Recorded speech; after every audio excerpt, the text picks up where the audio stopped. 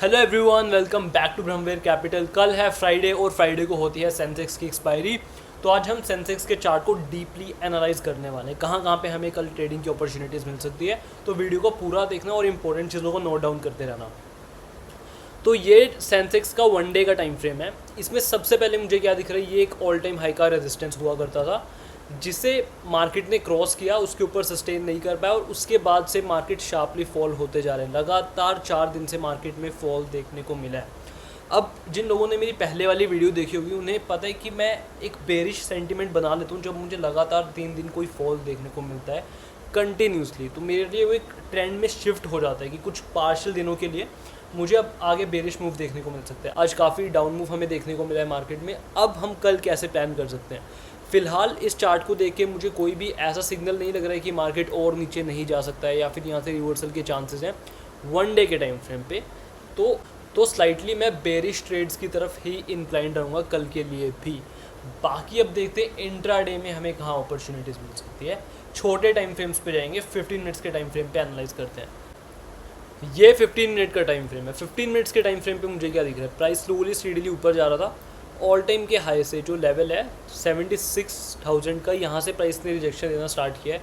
उसके बाद price slowly steadily नीचे आ रहा है। अब यहाँ पे क्या हो रहा है, अब इस लेवल को ढंग से देखो, जो ये एक लेवल है, ये मेरे लिए एक इंपॉर्टेंट लेवल रहने वाला है। मैं ऐसा क्यों कह रहा हूँ, क्योंकि अगर आप यहाँ पे भी ढंग से ऑब्जर्व करोगे, प्राइस इस लेवल पे टाइम स्पेंड करके गया था। कभी भी ऐसा नहीं देखते हैं कि सपोर्ट है, रेजिस्टेंस है तो वहीं से प्राइस टर्न कर सकता है या वहीं से प्राइस बाउंस बैक कर सकता है, ऐसा नहीं होता है। कभी कंसोलिडेशन दिखती है, मतलब बायर सेलर्स की फाइट चली है, तो वो भी हमारे लिए एक इंपॉर्टेंट जोन हो जाता है। जैसे अगर आप इस जोन पे फोकस करो तो यहाँ पे प्राइस ने टाइम स्पेंड किया, उसके बाद ऊपर गया, तो ये जोन मेरे लिए डेफिनेटली एक इंपॉर्टेंट जोन रहने वाला है। अब ये जो लेवल है 73,760 का लेवल, ये इंपॉर्टेंट लेवल मैं क्यों कह रहा हूँ, इसके दो रीज़न है। एक तो आज यहाँ से एक शार्प रिजेक्शन देखने को मिली है। दूसरा रीज़न, ये पहले कंसोलिडेशन वाला भी लेवल था, प्राइस इस लेवल के ऊपर कंसोलिडेट होकर गया। तो ये मेरे लिए इसेंशियल लेवल बन जाता है। अगर कल प्राइस इस जोन के नीचे निकल जाता है, सस्टेन कर जाता है, कोई अच्छा प्राइस एक्शन फॉर्म करता है, तो मैं एक बेरिश ट्रेड प्लान कर सकता हूँ प्राइस एक्शन को देखकर कि लोअर लोज बनते जा रहे हैं, ठीक है, इनसाइड बार बन रही है, शार्प बड़ी बड़ी रेड कैंडल्स बन रही है। अगर ये सारी चीज़ें हैं तो मैं एक बेरिश ट्रेड प्लान कर सकता हूँ। अब बात कर लेते हैं, अगर मार्केट, 3 चीज़ें हो सकती है, गैप अप खुलेगा, गैप डाउन खुलेगा, फ्लैट ओपन होगा, ठीक है। तीनों ही केसेस के बारे में बात करूँगा। पहले बात कर लेते हैं मार्केट गैप डाउन खुला। मार्केट गैप डाउन खुला है और चांसेस है कि वो इस रेजिस्टेंस से रिजेक्शन फेस करे और फिर नीचे आ जाए। That could be case 1। Case 2, अगर मार्केट पहले ही कोई बहुत बड़ी रेड कैंडल बना देता है, फिर मैं यहाँ पे वेट नहीं करूँगा कि मार्केट इस लेवल को आके टेस्ट करे, फिर मैं डायरेक्टली कोई बेरिश ट्रेड का प्लान कर सकता हूँ। ऐसा क्यों होता है, क्योंकि 2 चीज़ें हो रही हैं। एक, मार्केट गैप डाउन खुल रहा है, कोई ना कोई तो ऐसी चीज़ ज़रूर रही होगी जिसकी वजह से मार्केट गैप डाउन खुला है, सेलर्स कंट्रोल में पहली ही बड़ी कैंडल बन गई। ऐसे केसेस में हम एक मोमेंटम में डाउन ट्रेड देखने को मिलता है, ठीक है। तो अगर मार्केट में गैप डाउन होता है, पहली कोई 15 मिनट की कैंडल रेड बन जाती है, उस केस में भी मैं एक डाउन ट्रेड प्लान कर सकता हूँ।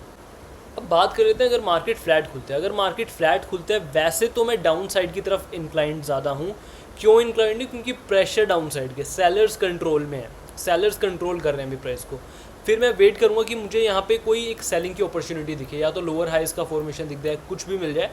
एक्स्ट्रा कन्फर्मेशन कब होगी? जब प्राइस इस लेवल को ब्रेक कर देगा। इस लेवल तक, जब तक प्राइस इस लेवल के ऊपर है, तब तक मैं कोई भी एग्रेसिव बाइंग या एग्रेसिव सेलिंग प्लान नहीं करूँगा।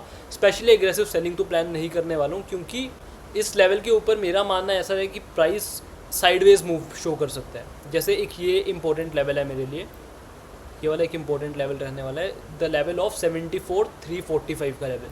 यहाँ पे भी प्राइस थोड़ा टाइम स्पेंड करके फिर नीचे गया। अगर प्राइस इसके बीच में है तब तक एक नॉन डायरेक्शनल ट्रेड मैं प्लान करूँगा, यहाँ से लेके और यहाँ तक। ये मेरे लिए सपोर्ट रेजिस्टेंस रहने वाले हैं।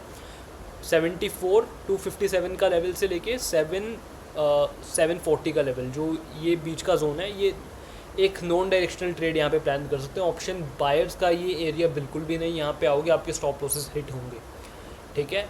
अगर मार्केट इसके ऊपर निकल जाता है तो मैं एक स्लाइटली बुलिश ट्रेड प्लान कर सकता हूँ। Slightly bullish trade, mildly bullish trade. मैं एग्रेसिव नहीं करूँगा। एग्रेसिव इसलिए नहीं करूँगा क्योंकि ट्रेंड डाउन ट्रेंड है, सेलर्स ऑलरेडी कंट्रोल में है, तो एग्रेसिव बाइंग प्लान करना एक बेवकूफ़ी होगी। हाँ, obviously exceptions are always there. अगर लाइव मार्केट में कहीं मुझे लगता है कि कोई अच्छी प्राइस एक्शन बन रहा है तब मैं कर सकता हूँ, बट एक दिन पहले अगर हम चार्ट को एनालाइज कर रहे हैं तो एज ऑफ नाउ 15 मिनट्स का चार्ट देख के मुझे नहीं लगता कि मैं कल एग्रेसिव बाइंग प्लान करूँगा। एक माइल्डली बुलिश व्यू में बना के जा सकता हूँ अगर मार्केट इस लेवल के ऊपर निकल जाएगा।